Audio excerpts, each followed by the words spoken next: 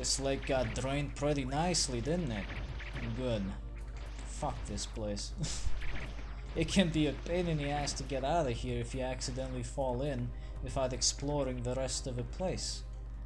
So fuck it. You don't want to deal with this shit. You want to go. You got places to go to. Fuck! I hate when that happens. At least it's not as bad as in other platformers where you press jump but it doesn't fucking jump. You know, like in fucking Lion King, for example. Piece of shit. Yeah, I played it recently and I gotta tell you, I'm not fucking amused at all. I'd rather be playing with dog shit. Well, maybe not that so bad, but it's fucking annoying. I'd rather do something else. Though dog shit might be involved. Okay, maybe not. Maybe not. So I guess we gotta go back here. I mean, where else can we go? The lava was drained. Oh, I'm sorry. Magma. Some people might wonder what the fuck is the difference. Well, the difference is only in a few letters and the position of the liquid. As you may or may not know, magma is just lava, but underground. Oh, they. Whereas lava is just lava, or magma, if you will, but not underground. As in above ground. Totally different. Either way, it's the same molten rock that's going to burn your ass if you're careless and step inside of it, so what the fuck is the difference? Okay, there's something here, but I can never figure out where it is.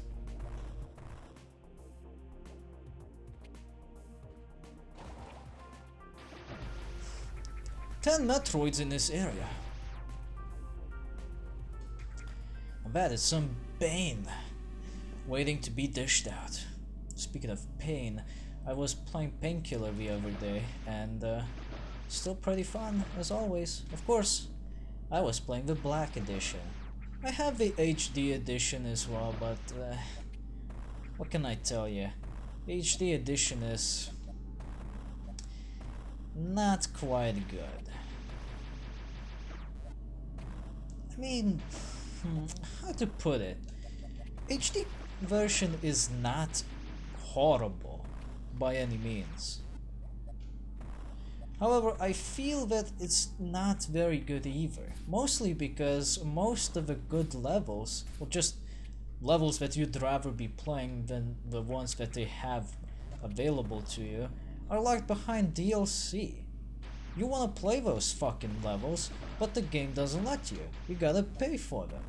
But you don't wanna pay for them, because the fucking DLC is too much, and, well, you'd rather not be paying for something that should have been in the game in the first place.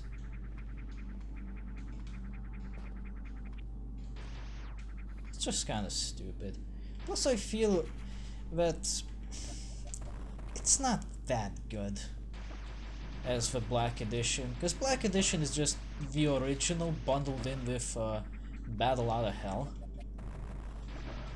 Not sure why they decided to bundle that in, because Battle Out of Hell is a piece of shit. Fight me IRL if you disagree. But whatever, I mean, the original Painkiller is a lot of fun. Good soundtrack, good gameplay, good everything, so that's okay. But the HD version is just kind of weird. I don't have a good explanation as to what I don't exactly like about it. It's just different enough where it doesn't feel quite the same, you know? Like, it should have been just an HD remaster of the game, but it isn't. So these guys can be annoying because you can't exactly hurt them until you get yourself either a better beam upgrade or use, well, rockets. I don't want to use rockets on these fuckers because they're not that important in my life. so fuck them. They don't deserve it. Sure is a lot of sand around here. At least there ain't no sandy balls to be worried about. That's always a problem, getting sand all over your balls. Getting that shit out takes forever. Fuck that. Yeah, we don't have a whole lot to talk about at the moment, so what? What's inside this building? Let me in. The space jump! It allows you to jump continuously in the air. Hey, what a what the shit? Oi! It's the Terminator bird. I think this one's called a chorizo or something. Let's see what it is. Yes, it's a chorizo. Well, whatever it's supposed to be, I don't give a shit because the bastard's not interested in letting us out. So we gotta kill it. You may want to consider using rockets against it, because it's actually a bit more effective. Rockets are just a bit more powerful than the beam weapon.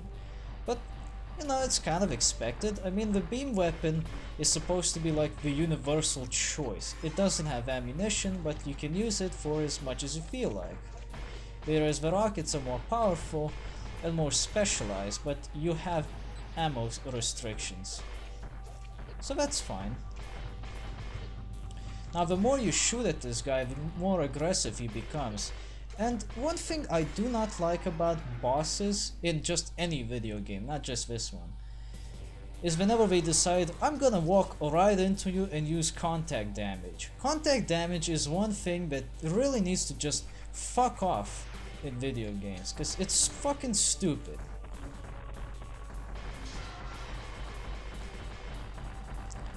Fuck you, bitch! But yeah, we have this space jump. Make use of it, because it allows you to jump infinitely. It's one of those things in Metroids that you just have to learn to abuse.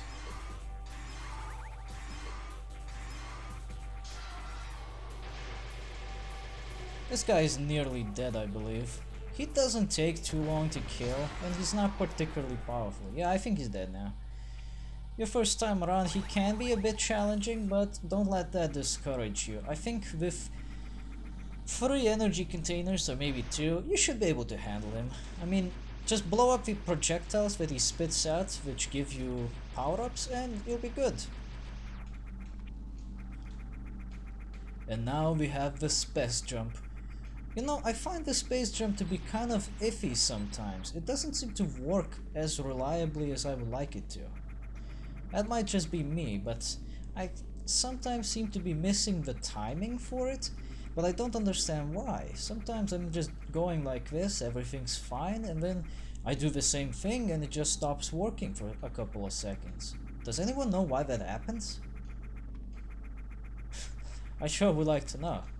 But this now allows us to do proper map exploration. For those completionists out there, this will allow you to uncover pretty much all of the tiles of the map. Since I'm not that anal about completion of the games, maybe because I'm just that kind of a person who doesn't really give a shit, this will not really bother me all that much. I would like to get that rocket. I know there's a way to get it. Gimme. Give rocket, you son of a bitch! Maybe you get it while coming out from here. I need a fucking rocket for this? Come on. There you go, you greedy bitch. Here's your fucking rocket.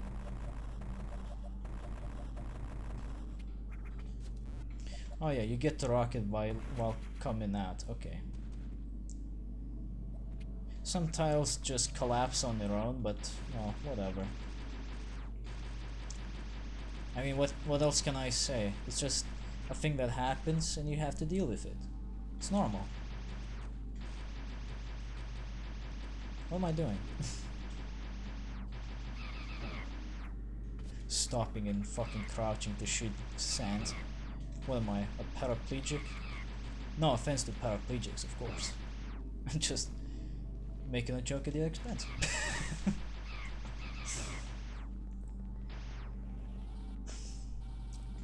Well, to be fair, I doubt paraplegics would be upset if somebody made a joke about being paraplegic. I mean, humor is the best kind of medicine. And if you don't like laughing about things that are very common in life, well, that's bad. You probably should, because it makes it easier to go through all the bullshit in life. I love to make jokes about Lithuania being a piece of shit all the time whenever it's relevant. I could make one right now. Lithuania is a piece of shit country. Well, that's not really a joke, but whatever, you get what I mean. You gotta know how to make some fun out of yourself and others, you know. You gotta learn how to laugh out of yourself. Laugh at yourself, I should say. You get what I mean, come on. We all know this stuff.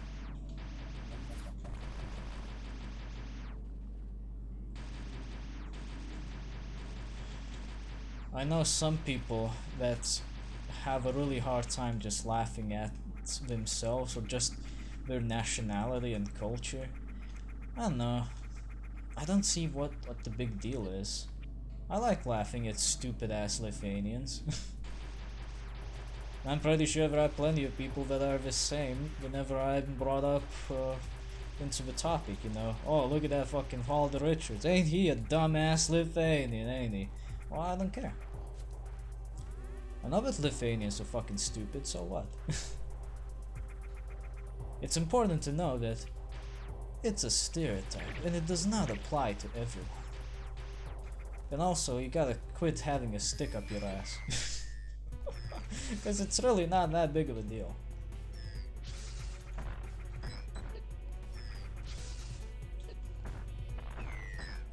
You know you have shit to talk about when you're talking about something that's completely unrelated to the game. I mean, god damn it.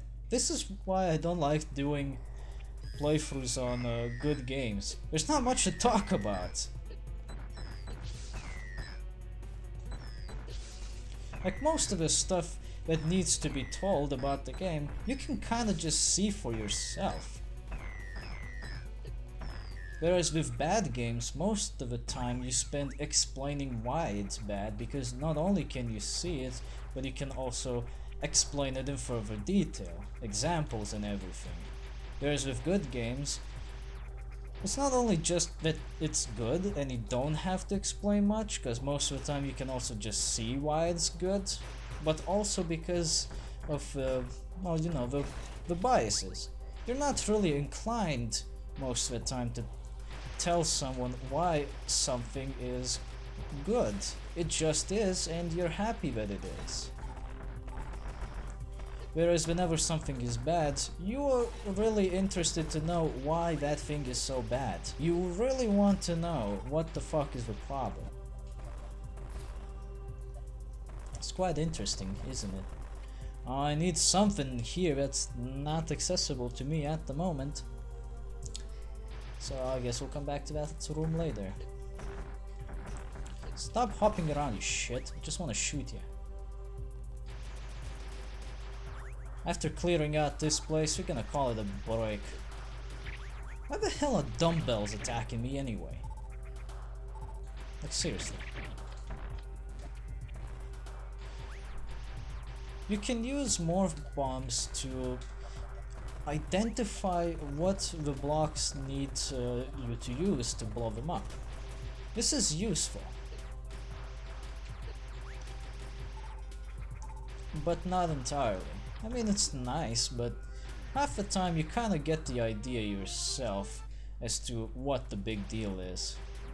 But hey, we got something new. We got the speed booster. It allows us to crash straight through all of these fucking walls, which are destroyable by the speed booster. Just keep in mind that it has to be destroyable by a speed booster to speed boost through. Otherwise, it just doesn't count. Now, I believe you can also No, not right now, not right now actually, now that I think about it. There is a different power-up which allows us to store this running energy. I believe it's called a Shine Spark. Or something like that. It'll be useful, but I gotta say, it's not a very obvious thing to learn how to use. I mean, you kind of get the idea that it could be used for something, but you never get to truly understand what for and how. For your first time around, of course.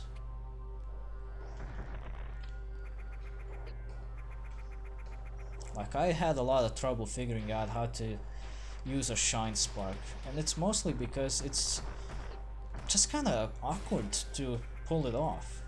But once you get the idea, you're pretty good to go. Of course, I don't remember how to do it right now anyway, because this isn't a game that I play very often. Not that it's a big deal, really. Here's that entry point. Here you are. I know you're hiding in there, you Metroid son of a bitch. Come here! Let me smell your skin. Die, you bitch! Here you go.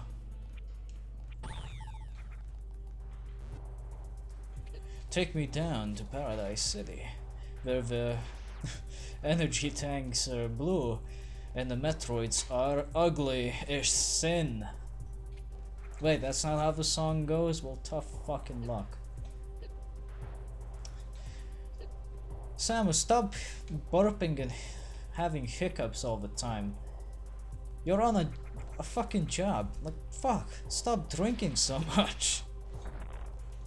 These guys seem to hop around a bit more quickly than the predecessors, but it's not like it matters. We can deal with this. Still got 7 Metroids to go. You think we can do it? Of course we can. I mean, this is DaGameTrain. If we can't do it, we don't play it. Simple as that. And if we play it, we can do it. Sometimes we can play it and we can't do it. But that's a very rare occurrence. Like with Battlecruiser Millennium, for example. That game is something that, try as you might, you will not be able to finish playing, because not only because of the nature of the game, it's a very open-ended adventure that, well, you just need to have your own goal set for. Kind of like all the Bethesda games, like Elder Scrolls, for example, where it doesn't have an end game, it just continues on once you beat the main quest. But also because Battlecruiser Millennium is just a very horribly made game that doesn't have like an easy way to finish it. Like the easiest way to finish that game is to crash into a planet and just call it a day. But you don't want to do that, because that means you lose progress. Problem is, the rest of the game is just so horribly glitchy that you might as well just find different ways to get yourself killed in a hilarious manner. There's just no other thing that's good about it, and I don't understand why that is. It could have been a great space adventure game, but it just isn't. Anyway, this arena is annoying to fight in because of all this lava and lack of platforms. But you know, if you're prepared, like I am at the moment, you shouldn't have any trouble killing the Metroid. What you might have trouble with is just traversing this area, because not only are there these lava purger thing bastards, but also these annoying flyers which take a lot of shots to kill. With the laser and sort of with the rocket. It's just annoying, and they also keep following you around no matter what. I really hate contact damage in these games.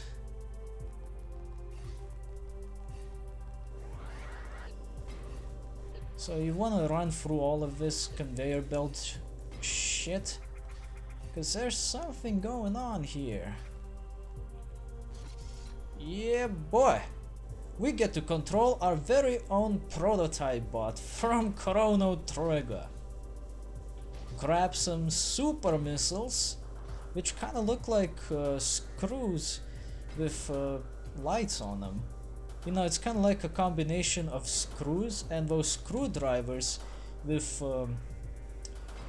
little lights, you know, with little light bulbs. Have you ever used that screwdriver actually?